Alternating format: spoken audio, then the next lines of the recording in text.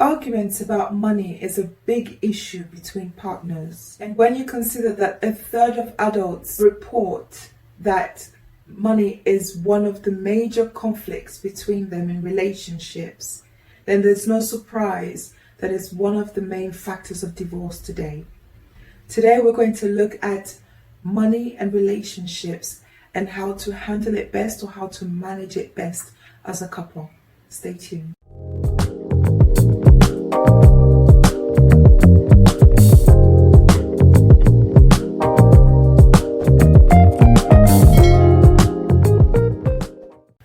Welcome back to our channel again. If you're new to this channel, welcome.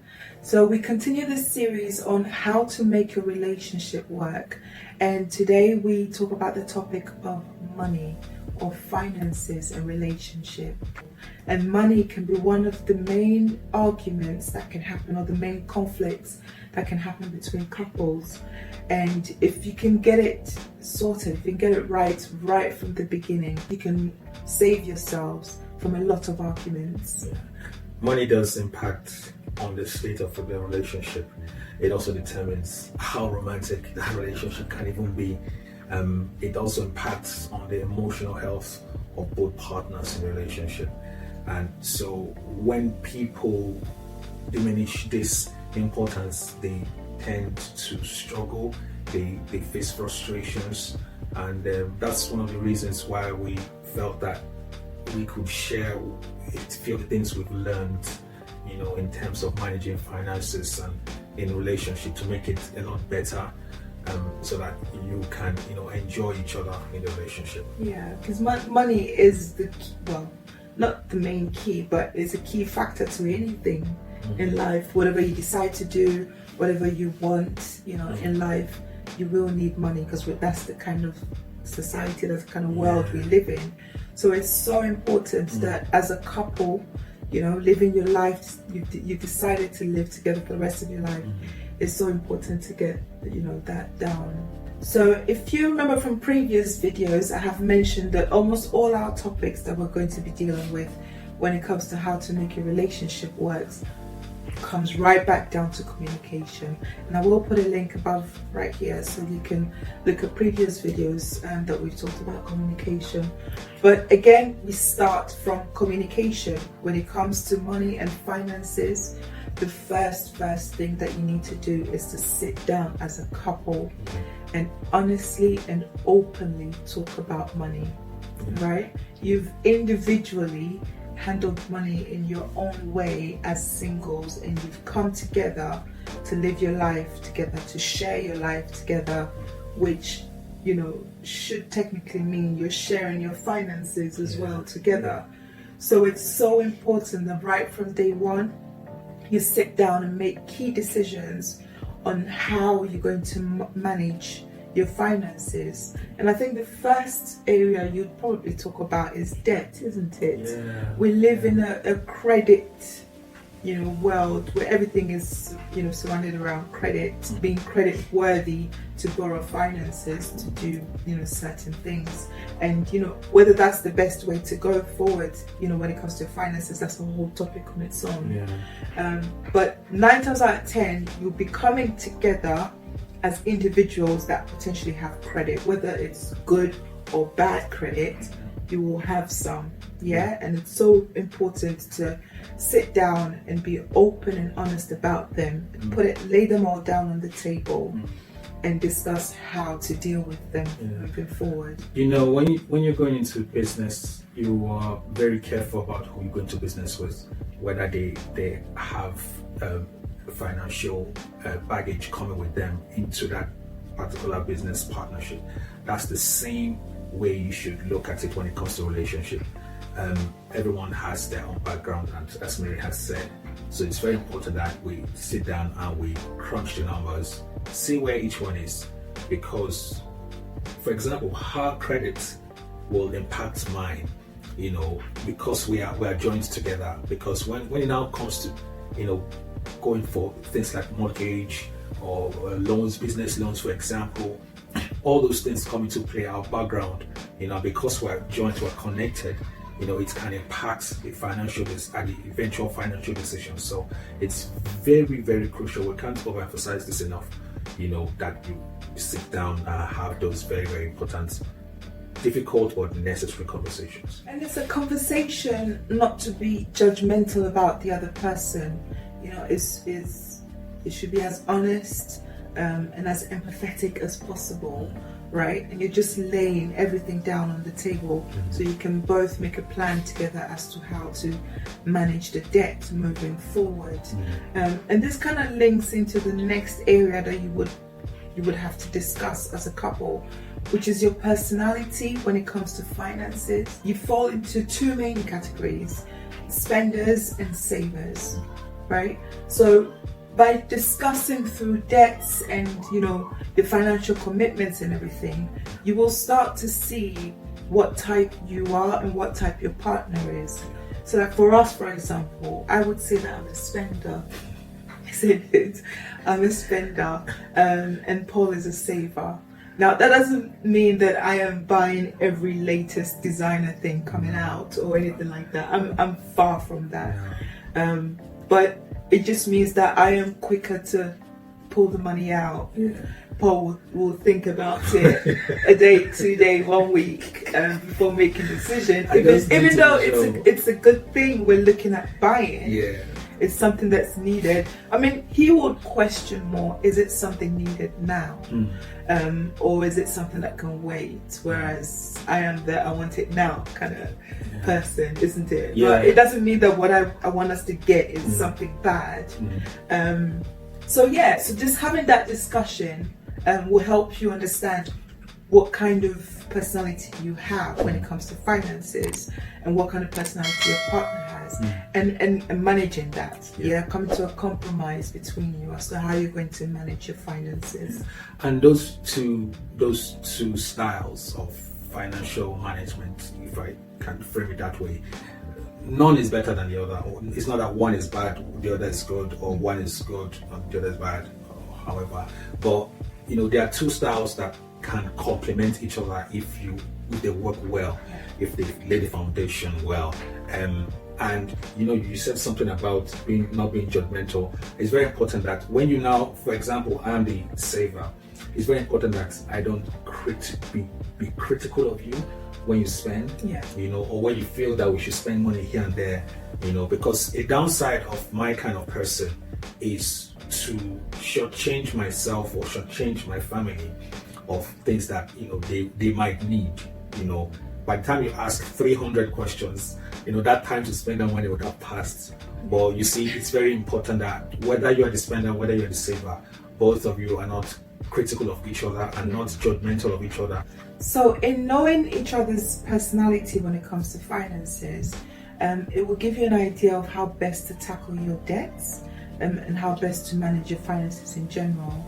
And with looking at debts, there are two ways you can look at it. You can either target the high interest debts and knock those down first, or you can use the snowball effect where you start with the smallest and work your way up.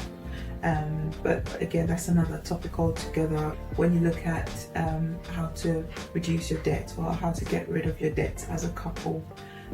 But the key thing is know each other's personalities, understand, who is the saver, who is the spender, and try and balance that as much as you can. And I think one of the key ways to be able to balance that is to have a plan, a financial plan. If you have a plan together of what you want to do, what you want to use your finances for, then you're on the same page as to how to use your finances regardless of who is the spender and who is the saver, because you're on the same page on what you want to do. So let's say, for example, your current project is to pay off your £10,000 debt. Well, then that is the plan that you both have. And if you know that your excess income is £1,000 a month every month, then you know that the plan is to get rid of this debt in 10 months time. So regardless of me being the spender or Paul being the saver, we know that the plan is £1,000 of our excess income is going to the debt. So regardless of our personalities, that is where we're at. Yeah. That solves a lot of issues with why did you spend that, or why won't you let us spend that, because you're on the same page as to what to do with the money. And even in addition to that, you can also have budgets that you can run weekly, you can run monthly. It can be flexible to give you that space to, like she talked about the excess income, where you can reward yourselves for to do with finance or with money to do different things, but at the end of the day, the main target is the end financial goal at so and so time, at the end of 10 months, for example, to pay off the debts that you have set or agreed to pay off, and so running that budget, as on a weekly or monthly basis will help you. So when it comes to budgets and how to manage your finances, we found that people deal with this differently. There are some couples that have a what's mine, what's yours, what's ours method of managing their finances, and there are others like ourselves where we put everything in one pot and we decide on what to do and where to go from that one pot. There's no my money, your money, our money kind of thing. It's all just ours, and they both have their pros and cons. So it's really just sort of looking at those disadvantages or advantages and deciding what best suits you. Now, when it comes to the what's mine, yours, ours method, it would slow down your progress in terms of targets that you might make for yourselves. So if you're splitting the household bills, for example, this bill is yours, this bill is mine, and then whatever's left of our income, we choose to spend however way we want to. Then with that, you're never quite sure of exactly how much money you're playing with every month to hit certain targets or to start certain projects like buying a new house or saving towards holidays. But then again, some people have a really good way of managing that. They might say, okay, with everything else we want to do, you bring 50%, I bring 50%, and we go from there. I think with one of the things I've also noticed about that type of management is the fact that it can also breed resentment, because if, for example, we're saying 50% of your wages comes into the pot, 50% of my wages come to the pot, obviously there might be instances where we're not earning the same thing, so the same amount of money in terms of wages or salary, and then that also means that we will not also be entitled to similar or exact figures of monies to play with. So if she's able to play around with £200, and I'm able to play with, let's say, 300, 400, at some point in that relationship, she might start building, resentment against me, because I'm having so much money to play with and stuff like that.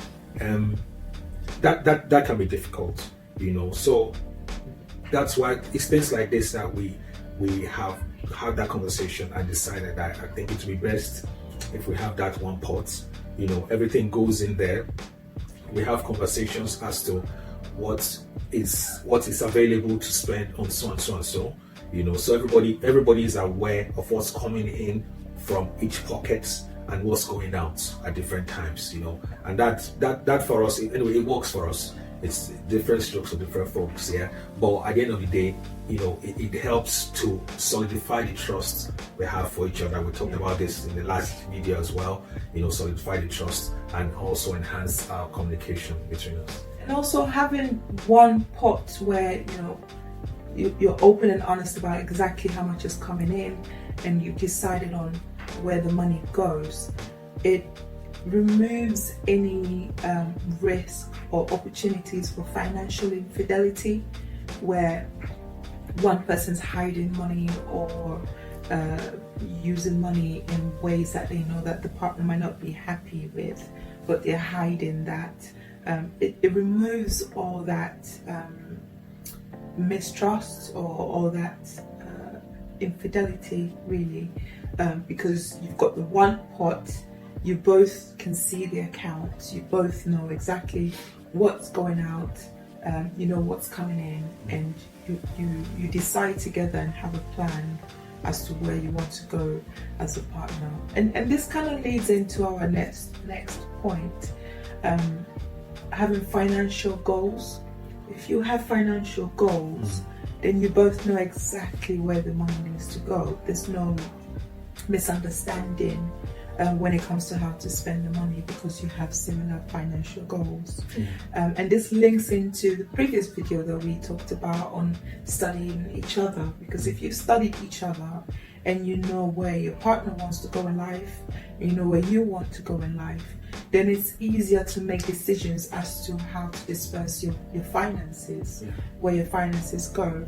So for example, when we met, I was back in uni, and so by the time we got married, I had just finished. So once I finished uni, and Paul had started uni as well, I was then working. So obviously I'm aware that finances are not as great as they should be, because it was just one income.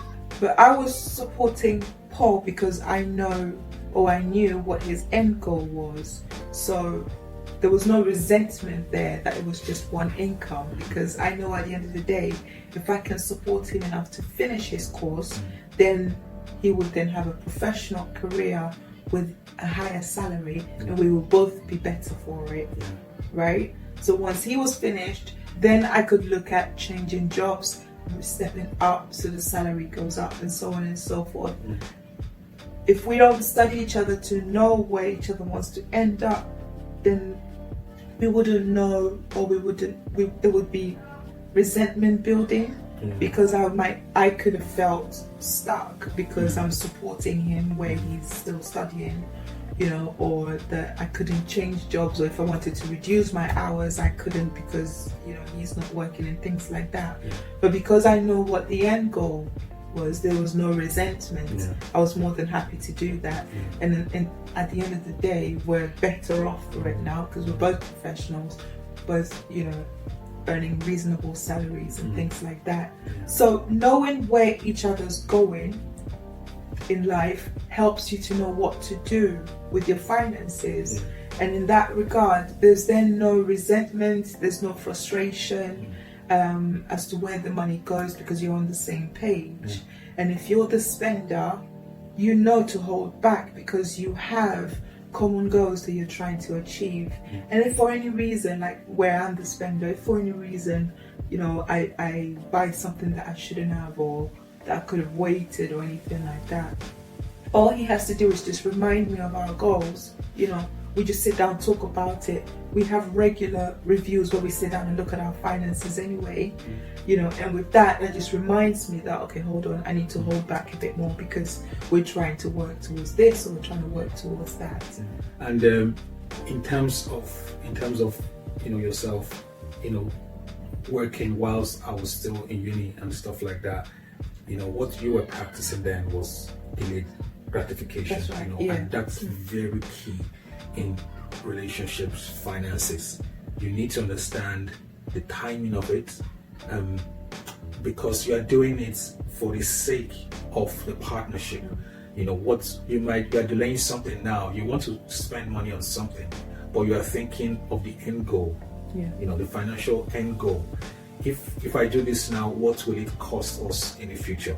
Because by the time you do that, then you are increasing the time for which we have originally planned to hit that target, you know, and that in itself can be frustrating, you know. So at the end of the day, you know, practicing delayed gratification can be a blessing for the both of you, and just having to understand that this is what you are giving up for the other person, you know, and that's what sacrifice is all about. Relationship is about sacrifice, and that's what you're doing, you know, for the health of that relationship.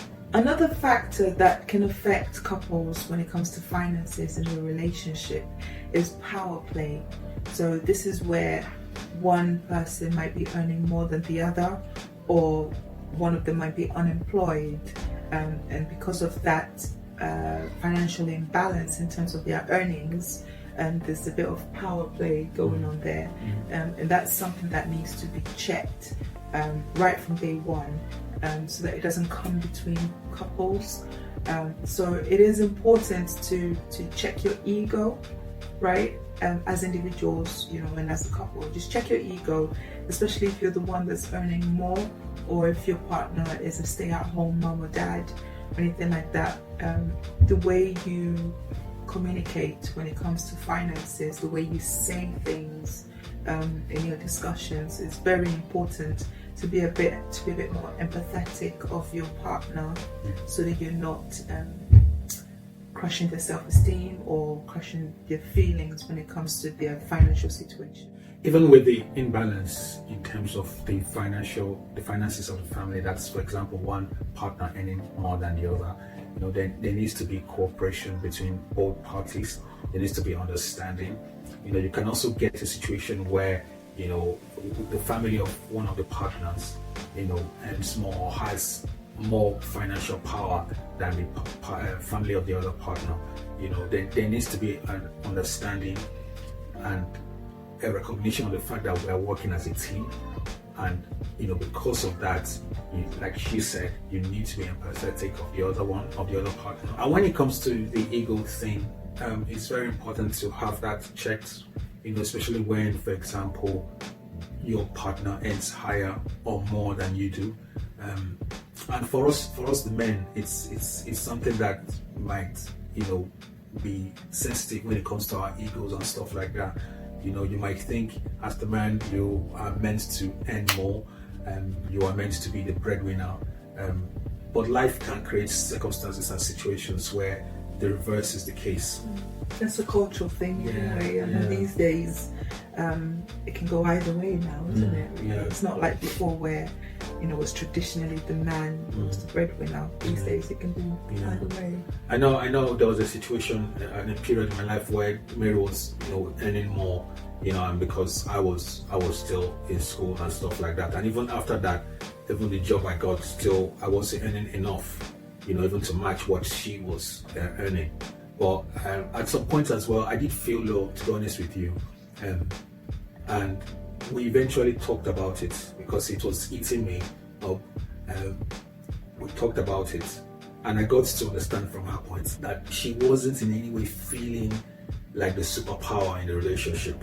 In her eyes, there was no imbalance, but it played out in my mind that was the case. And just like she said, it's a cultural thing as well. And so when we had that conversation, I will never forget how I felt. I felt good. I felt healed, in my mind. I felt empowered, and that's what we would encourage you. You need to have that conversation. Sometimes, it's you're suffering in silence. You're suffering in silence, and it's eating you inside. And especially when sometimes even your partner doesn't even know or have an inkling that's how you're feeling. I will just encourage you to have that conversation, come out and have that open, difficult conversation. And even for you, the partner as well, be very sensitive as to how you approach. That's the time to be very sensitive and watchful and very targeted as to how you manage or approach money issues, because it could cause strife in a relationship, and if that's not managed, it could permanently damage the relationship. And that's the power of communication, isn't it? If you talk about it, then it just airs everything out. It removes any preconceptions or any assumptions or any bad feelings or anything like that. You just bring it out and it's out on the table, and then you're on the same page.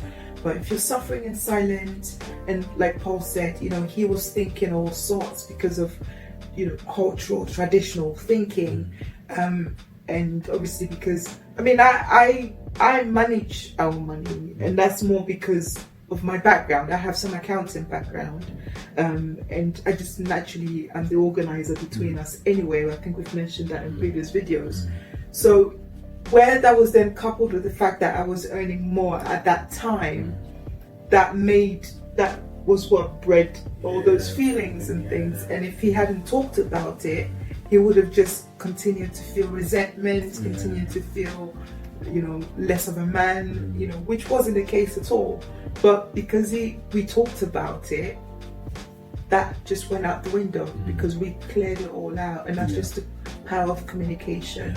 So it's so important to not suffer in silence and talk about it. Whatever you're feeling, you could say, I may be right, I may be wrong, but this is how I feel, and just talk about it so your partner has a chance to either realize where you're coming from or correct any misconceptions. So when it comes to children, obviously that's one key thing that should be discussed as a couple before embarking on a long-term journey as a couple. How many children to have, whether to have or not, that's the key thing to discuss, because that obviously has an impact on your finances. It has an impact especially on the woman, where you might end up off on maternity, or you might end up working less hours than you could because you have children. So it's important to discuss all that in a lot of detail, so that it doesn't become a financial strain later on in your relationship. Have a plan, 1 year, 5 year, 10-year plan, so you know whether you're having children, when to have them, how many you're gonna have.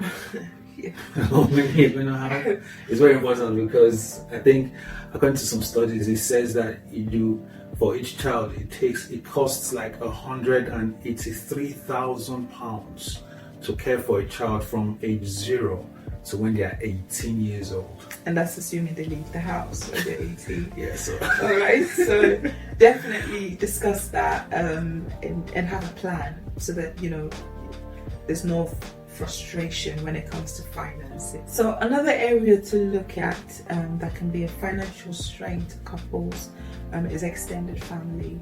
Okay, so it is crucial right from day one to sit down and kind of know each other's backgrounds, which is something that you would know anyway from dating, and so on and so forth. But understand each other's backgrounds and where the extended families are coming from, and see what the potential financial strains could be from extended families, and decide, as to how you will manage it as a couple. Because yes, it might be two resources coming together as one pot, but depending on your plans, depending on your financial goals, you need to have a tight rein on your finances, and not let extended family be a burden, so to speak, because it could cause one of you to be frustrated in a relationship if you don't have an understanding on what to do with your finances when it comes to extended family. Now, we're not saying don't help extended family, we're not saying don't give. What we're saying is whatever you decide to do, let it be something that you've decided as a couple, so that you're on the same page. Because it can, the fact that you have two families, extended families now, can make you very subjective. You're biased. Everyone is biased. I'm biased, for my family. She's biased against or for her family, But at the end of the day, this is the pot that belongs or that powers this family. And that should be the priority. So however money to be spent from that pot, towards any of both families, we should be agreed, so that it doesn't count as infidelity, where you're hiding finances and hiding income someplace else for your family, and then when it comes out later on in the future, because it will then breed distrust, and it's then difficult to believe you, for your partner to believe you when you say so and so things, and then your partner also has resentment for your family as well, which is uncalled for and could have easily been avoided as well. As a single, as an individual, you may have been given money to your family on a regular basis, your mom, dad, or a sibling that you were supporting, for example. You may have been given a set amount every month, And then now you find yourself, you're a couple, there might be children now in the equation, and you may or may not be able to continue that, or you may or may not be able to give the same amount as that. And it's so important that as a couple you discuss that. So let's say, for example, when we met, Paul was sending regular money. I should be made aware of that, right? So as a couple, we should have that discussion where I am aware of that this is what you've been doing, right? And then we look at our finances as a couple and say, okay, we can continue to do it, or we can increase it because there's two of us now, or we need to reduce it because there's children now. So it's just having that open and honest conversation, right? And then deciding on what to do, and is communicating it to the extended family as well, so that they are aware of any changes, or adjustments, or if things need to stop. Why the case, it needs to be done very tactfully and respectfully, but as long as there's open communication to everyone involved, then that should be managed well. Because it can easily very easily tip over, to the other side, if it's not managed well. So on the flip side, it might not necessarily be you giving money out to extended family. It could be money or financial resources coming in from extended family, and that can also cause strife or misunderstanding between couples. So that's another area that needs to be managed as well, so that there's no sort of power play coming from extended family because of their financial position, or power play in terms of the spouse that's related to the extended family that's well-to-do.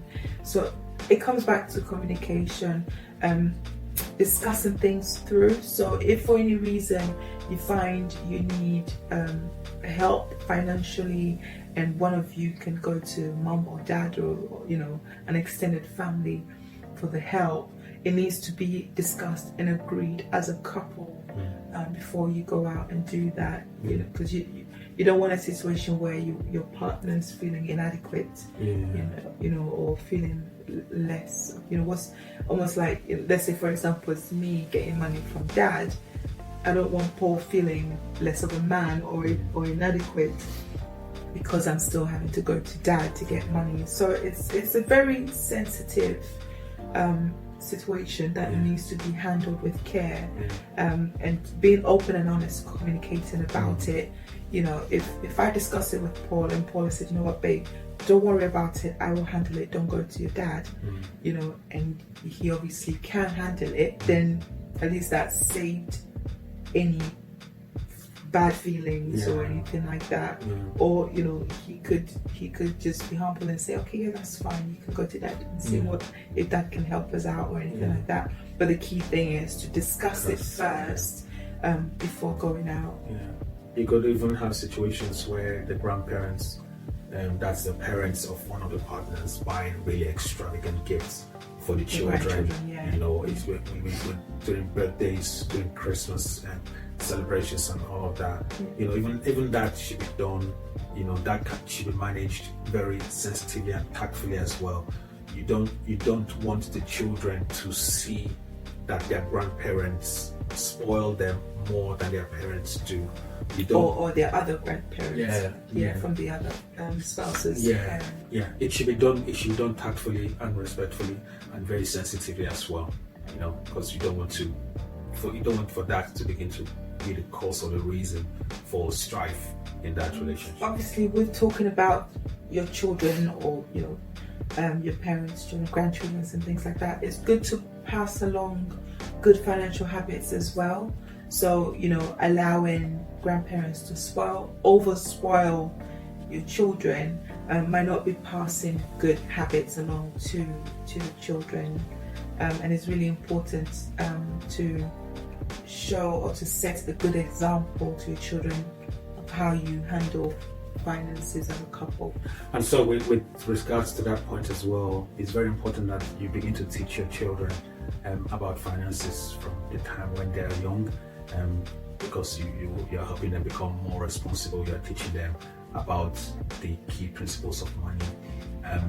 That will stay with them, hopefully, and as they grow up, they begin to apply those principles to their lives, And if they're more financially responsible, then you would hope that they would also make good choices in terms of their life partners, so that they can continue to have the financial success in their relationships. Yeah. So it's a good idea to model that for them so they can see and learn that. As we mentioned before, for us, we have the one pot method, okay, where with our finances, both of our earnings go into one account. We see when it all comes in, and we see where it goes out to. We have a budget that we decided on and we follow together. We know exactly what goes out, the spreadsheet that shows exactly what goes out for rent, electricity bills, water, school meals, everything is on the budget, and we both know exactly what's going out, and we know what's left. And with what's left, we've made a decision, and we know we're using that to tackle debt, we're using that for our savings, our children's savings. So we're on the same page when it comes to our financial goals, where we're going and what we want to do with our excess income. And we do this because we have communicated it, we have discussed this in detail, and we have regular checks. We sort of sit down, look at it monthly, at the very least, once a month.